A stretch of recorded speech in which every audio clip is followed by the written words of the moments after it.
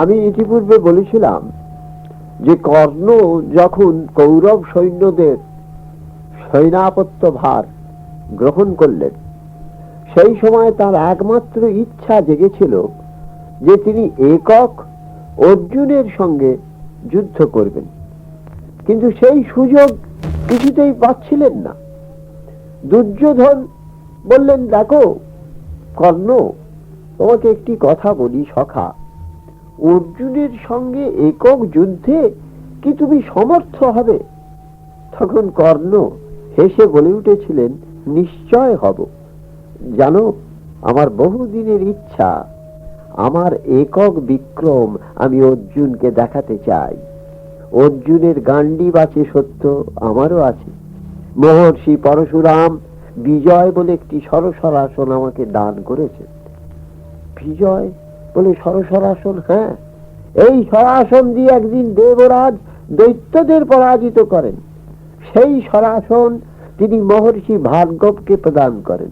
তিনি এর সাহায্যে ১বিংশতি বার পৃথিবী জয় করেছেন। আমি সেই অস্ত্র লাভ করেছি। দুর্যোধন তখন বললেন, তুমি কি করে লাভ করলে? তিনি তো ব্রাহ্মণ ছাড়া আর কাউকে অস্ত্র শিক্ষা দিতেন না বলে শুনেছি। কর্ণ বললেন, হ্যাঁ, আমি নিজের পরিচয় গোপন করে তার কাছে অস্ত্র শিক্ষার জন্য গিয়েছিলাম। তিনি আমায় ধীরে ধীরে অস্ত্র শিক্ষা দান করছেন। একদিন শুয়েছিলেন, ঘুমিয়ে পড়েছেন আমার কোলে মাথা রেখে। সেই সময় একটি অষ্টপাদ কীট তাকে দংশন করে। গুরুর কানে সেই রক্তটি লাগে। তিনি তৎক্ষণাৎ নিদ্রা ছেড়ে উঠে পড়েন। এ কি, আমার এখানে আর্দ্র ঠেকছে কেন কানের কাছটা? দেখলেন রক্ত। কি হয়েছে? না, একটি কীট দংশন করেছিল আমার উরুতে, সম্ভবত তারই রক্ত ওইখানে লেগেছে। সে কি কথা! তুমি কি করে সেই কীটের দংশন সহ্য করলে? তখন কর্ণ বললেন, আমি সহ্য করেছি। আমায় জাগাওনি কেন? না, আপনি ঘুমুচ্ছিলেন, তখন আপনাকে বিরক্ত করব? তৎক্ষণাৎ তিনি বলে উঠলেন, দেখো, ব্রাহ্মণ ছাড়া আমি কাউকে এ পর্যন্ত অস্ত্র শিক্ষা দিই। তুমি তাহলে মিথ্যা পরিচয় দিয়ে ঢুকেছ। তখন কর্ণ হাত জোড় করে বললেন, হ্যাঁ প্রভু, আমি মিথ্যা পরিচয় ঢুকেছি, কিন্তু তুমি যা সহ্য করেছো তা ক্ষত্রিয় ছাড়া আর কেউ সহ্য করতে পারে না। তখন কর্ণ বললেন, আমি ক্ষত্রিয় নই। তবে তুমি কে? আমি সুতপুত্র। সুতপুত্র? না না, মিথ্যা কথা বলছো। আমি মিথ্যা কথা বলছি নি। আপনি বিশ্বাস করুন গুরুদেব। কিছুতেই বিশ্বাস করেন না পরশুরাম। তারপর অনেক কান্নাকাটির পর তিনি বললেন, বেশ, যদি সত্যই তুমি সুতপুত্র হও, তাহলে আমি বলতে পারি, আমার এই যে অস্ত্র তোমাকে আমি দান করছি, এর দ্বারা তুমি ত্রিভুবনের যে কোনো বীরকে প্রতিদ্বন্দ্বিতায় আহ্বান করতে পারো। সে সম্পূর্ণ পরাস্ত হবে তোমার কাছে। জগতের কোন লোকের সাধ্য নেই এই অস্ত্রের প্রহার সহ্য করে।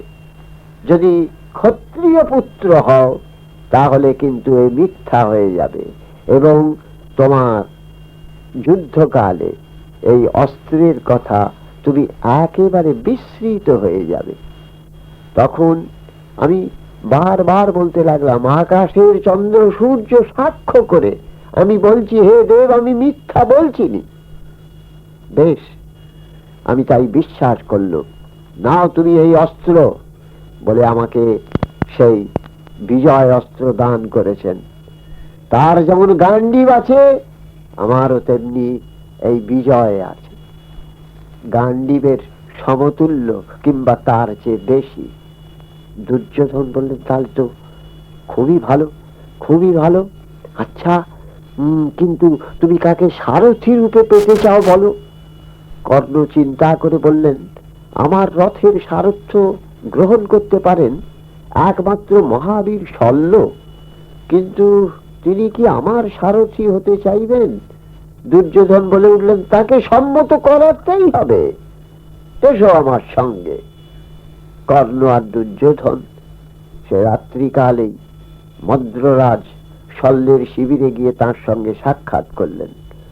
শল্য দুর্যোধন ও কর্ণকে সমাগত দেখে প্রশ্ন করলেন, কি সংবাদ?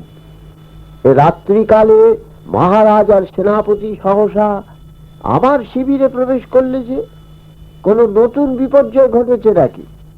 দুর্যোধন বিনীত ভাবে মৃদুস্বরে শল্যকে বললেন, না মদ্ররাজ, নতুন কোন বিপদের মধ্যে আমরা পতিত হইনি সত্য, তবে পাণ্ডবদের এখনো ধ্বংস করতে সমর্থ হচ্ছি না বলে দুঃখে ক্ষোভে আমরা একেবারে মৃতপ্রায় হয়ে আছি। আপনি তো বুঝতে পারছেন যে বারবার আমাদের বড় বড় বীরেরা পরাস্ত হলেন, প্রাণত্যাগ করলেন। আচার্য স্বয়ং অশ্বত্থামা এদের সঙ্গে যুদ্ধ করে কিছু করতে পারলেন না, তাই মনো দুঃখে কাটাচ্ছি। শল্য বললেন, তা তো সত্যই দুঃখ হওয়ার কথা, তোমার পক্ষে চিন্তার কথা, কিন্তু তারাও তো আমাদের পরাজিত করতে পারেনি দুর্যোধন। দুর্যোধন বললেন, কিন্তু আমাদের পক্ষের বহু বীরকে তারা তো বিনষ্ট করেছে। আজও দেখুন না, ভীষ্মদের তো সরসজ্জায় সমাসীন হয়ে মৃত্যুর প্রতীক্ষা করছেন, কিন্তু আমরা তাদের একটি ভ্রাতাকে তো বিনষ্ট করতে পারিনি। আমাদের আচার্য দ্রোণাচার্য তার মধ্যে নিহত হয়ে গেলেন। শল্য চিন্তিত হয়ে বললেন, তা ঠিক, তবে কি জানো, যুদ্ধে জয় পরাজয় আছে, ও হয়েই থাকে। দুর্যোধন বললেন, কিন্তু আমি বিশ্বাস করি যে পরশুরাম শিষ্য কর্ণ যখন শৈরাপত্য গ্রহণ করেছেন, তখন অর্জুন বিনাশের আর বিলম্ব নেই। কর্ণ অর্জুনের অপেক্ষা বীর, এ আমার শুধু ধারণা নয়, পরশুরাম তাকে অজেয় বলে আশীর্বাদ করে গেছেন। তবে একটা কথা হচ্ছে কি জানেন, সবই ঠিক আছে, এই বীরের যোগ্য সারথি একটিও নেই। সেটা ঠিক, সেটা ঠিক, ও বীর বটে, কিন্তু সারথি একটি ভালো তুমি কোন রকমে সংগ্রহ করে দাও। তখন মাথা চুলকে দুর্যোধন বললেন, আচ্ছা শল্যরাজ, একটা কথা বলবো, যদি ভরসা দেন তো বলি। হ্যাঁ হ্যাঁ, নিশ্চয় বলবে, আমি তো ভরসা দিয়েই রেখেছি তোমাকে। না, কথাটা হচ্ছে আপনি অন্যভাবে নেবেন না।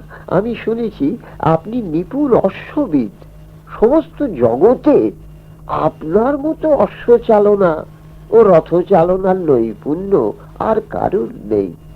তাই আপনি যদি অনুগ্রহ করে কর্ণের রথ চালান, তাহলে জয় সম্বন্ধে আমরা একেবারে নিঃসংশয় হয়ে যাই।